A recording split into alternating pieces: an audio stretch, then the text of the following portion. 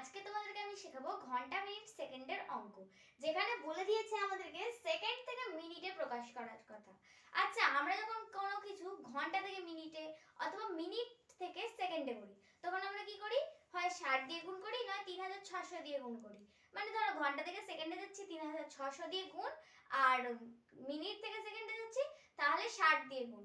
কিন্তু আমরা যদি সেকেন্ড থেকে মিনিটে যেতে যাই তখন কি করব? তোমরা ঠিকই ধরেছো, আমরা ভাগ করব। কারণ ওখানে যখন আমাদের এককটা কমে কমে যাচ্ছে তখন ওখানেতে বেড়ে বেড়ে যাচ্ছে, মানে গুণ হয়ে যাচ্ছে। আর যখন আমাদের এককটা কমে কমে আসছে, এই এককটা বেড়ে বেড়ে আসছে, তখন কমে কমে আসবে। দেখো তাহলে আমি এখানেতে ভাগ করব।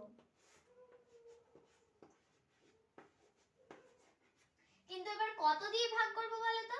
এখানেতে আমাদেরকে বলেছে মিনিটে করতে। মিনিটে বলে দিয়েছে মানে আমাদেরকে 60 দিয়ে করতে হবে, কারণ 60 সেকেন্ডে 1 মিনিট হয়। এবার দেখো আমি আমার মতো ভাগটাকে করে নিচ্ছি। 6 7 42, 420, 12, 21, আর 6 দুগুণে 12, তার মানে 120, আর 1 ভাগ শেষ। তার মানে আমাদের এখানে 72 মিনিট 1 সেকেন্ড হবে উত্তর। তোমরা এইভাবে কোনো ছোট মানে সংখ্যাকে বড় সংখ্যায় নিয়ে যেতে পারবে, যেটা ঘন্টা মিনিট সেকেন্ডের ক্ষেত্রেই হতে পারে। আজকের ভিডিওটা ভালো লাগলে অবশ্যই একটা লাইক করবে।